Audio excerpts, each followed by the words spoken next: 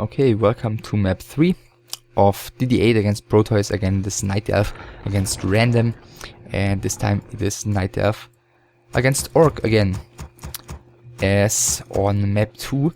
So Protois really sticking with his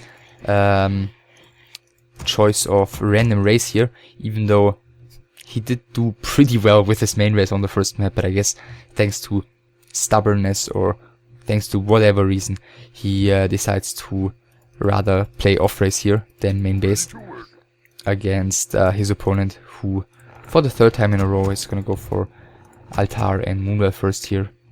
Again, pretty early Ancient of War in front of the green camp, which is fine since it's, you know, reasonable choice against all the races his opponent could get. At the same time, Protois seems to change up his play here, going for one peon on the lumber rather early on. Second one as well. So let's see if we're even gonna see a Blade Master. No, wow, a TC. So is this gonna be TC Headhunters? I'm assuming it will. And okay, we'll see if that's gonna work out at all. Demon Hunter first again for DD8. So at least Protois showing us some interesting games here with the mass ghoul pressure and the expansion eventually on Twisted Meadows. Turtlerock, not so interesting, not so special. But in this one, TC Headhunters against Night Elf. I'm curious if, okay, mass Headhunters even. Curious if, that's nice. Curious if DD8 is going to comment on that at all. Looks like now the barracks is finally going to get into production. That delayed him by, like, what, 6, 7, 8 seconds, I guess. So first little victory here by DD8, and he's going to see the TC spawning. Of course, the Demon Hunter is going to be able to work against that one with Mana Burn. And how is DD8 reacting to this one? Pretty curious to see. Other than that, yeah, not too much happening so far, because the TC, of course, has to wait for the Headhunters, which are going to start production delayed here. Doesn't even get the kill on this Wisp, as it runs out of vision. Still going to keep chasing after that one. No, actually now he's turning around as the first Headhunter is about to spawn. Still staying tier 1 here, of course, with the double barracks, getting 2 burrows finished right now, third one already producing. And yeah, DD8 is just creeping his Demon Hunter for now. Of course, a very strong Demon Hunter is one of the key factors in this type of scenario. He's gonna have to tank a lot of damage with that one.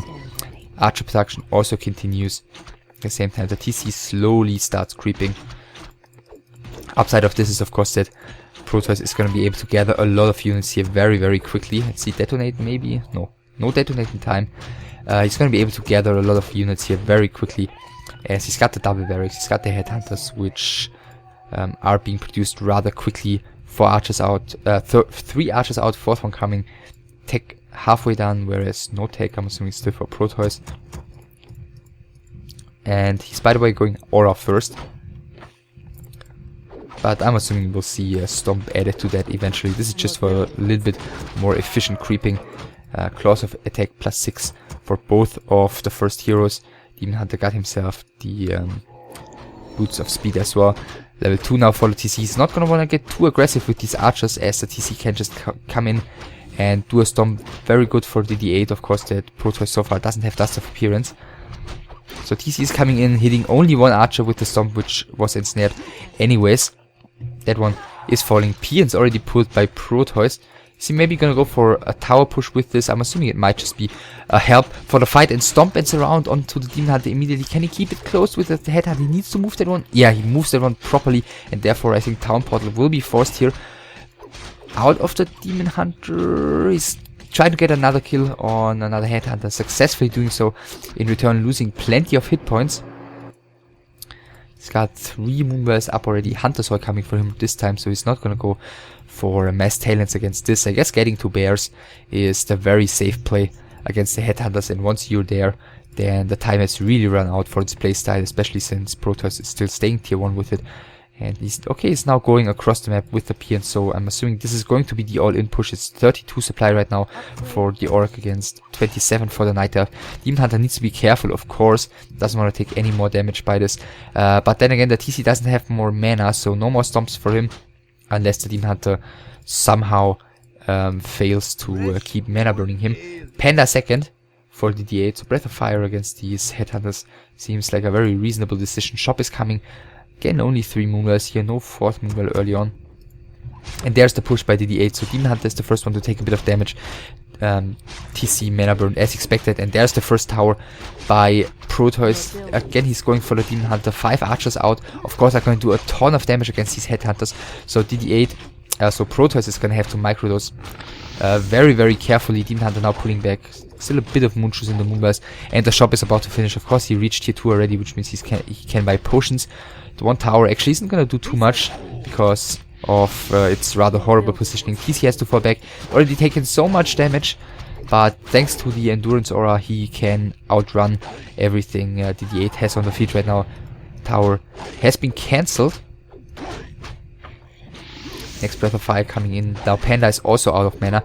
DIDI8 still up at 29 supply, whereas Protois already dropped down to 29 as well. Just rebuilt a little bit of stuff, but all of his units are low HP, so this push doesn't seem very promising. Town Portal has to be used right now, and let's see how many Headhunters he's gonna lose in the process. Looks like only 1 more, but still very convincing hold here by DIDI8. Ancient Protector even coming in the front here. 1 Ancient of Lore coming, still tier 2 for him. I guess he'll go up to tier 3 eventually, but he doesn't need to he's not under any pressure at the moment, let's put it this way. So he can just fall back, creep up to level like 3-3, get Merc support if he wants to make really sure that he's gonna survive up until he gets Master Bears.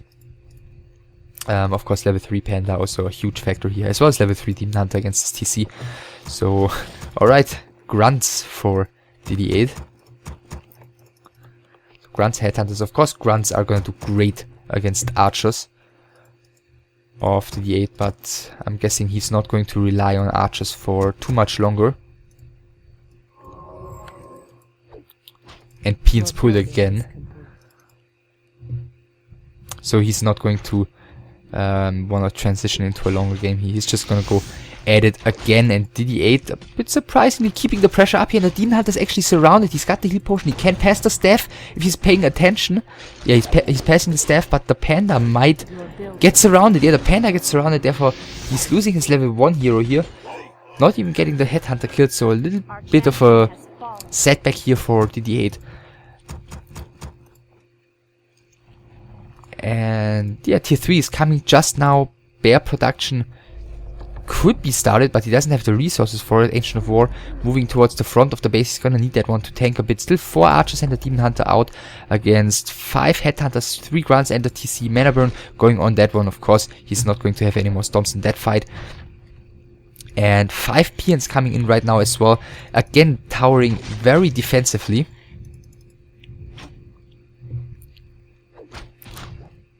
Maybe he just wants to pull the archers as far out of his opponent's base as possible. First one of those is not going to fall here. Is taking a bit of damage. Moonshoes is almost gone, which is not great for DIDI8. The next archer is under pressure, is again pulled back properly. Towers are gonna come up, but as mentioned, they won't do too much.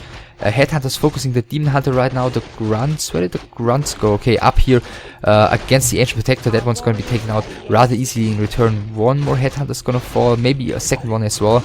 Yeah, I'm guessing both of these are going to fall if the Night Elf player pays attention to it.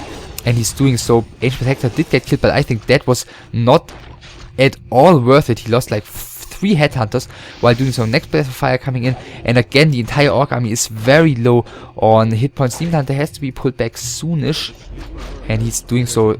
But then again, the staff is still on the Panda, so he's doing fine. And the first bear is now out. He's got rejuvenation, so with that he's going to be able to work so nicely against this Orc army. First 2 towers are up though. It looks like DIDI8 is going to be towered very slowly here. Protois is slowly towering forward. Maybe this Peon, okay, just scouting for now. Does have the resources for 1 more tower if he wants to. Still, so many units are low HP of Protois. It looks like another grunt's gonna fall right now, level 3 for the Demon Hunter, which means this TC will have even less hope of ever getting another stomp out. One more archer has fallen, but DIDI8 is getting so much killed in return. Protois diving in very deeply here. Another grunt going down, and he's only down to 3 units right now. His hero and 2 headhunters. That is 27 supply against 36. Master upgrade is now in the queue. Guessing rejuvenation was more important to him previously, and yeah, rightfully so apparently. So another tower is gonna come up, which, you know, sort of fortifies this position. But DIDI8 doesn't need to rush it, you know, he can get like 5 Master Bears and then he can just go for this position and break it rather easily. Another rejuvenation going on the Demon Hunter, which means he can poke in here a little bit if he wants to. One tower being cancelled by the archers. Yeah, Demon Hunter, wow, not even manually cancelling the tower. Protois, this one is being cancelled, so he's getting back a little bit of resources. Demon Hunter has taken plenty of damage. There is going to be another rejuvenation available now if he wants to use it onto the Demon Hunter. Yeah, and he decides to do so. Of course, not particularly surprising. 4th tower slowly being produced, not going to get up, I'm afraid. At least not for a while.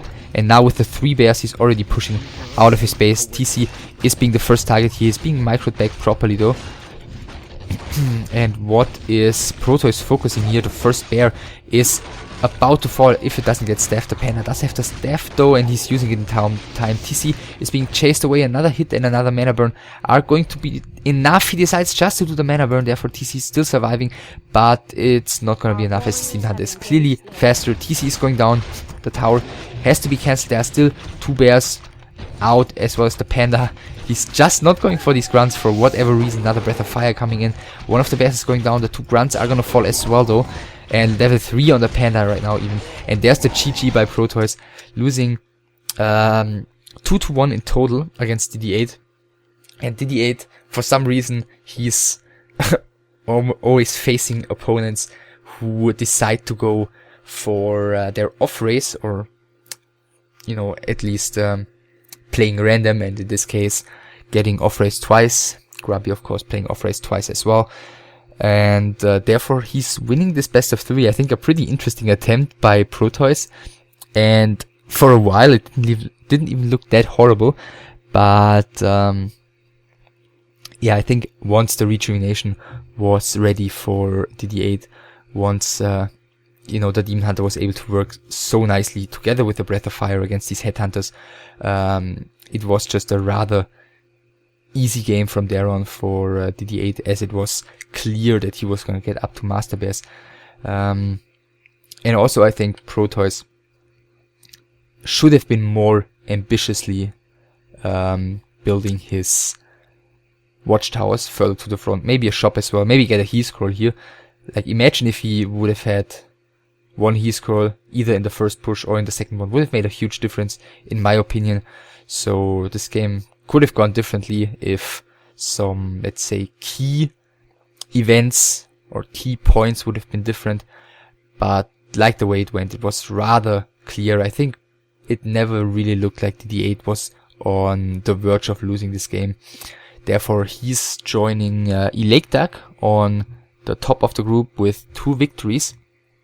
And we're finished with Group C for Playdate 2, and we're going to move on to Group C, to Group D, of course, which is from now on always going to contain 1 Night Elf Mirror and 2 Human against Night Elf matches. And the first one in this case is going to be Miu against HG. So I hope you enjoyed this best of 3.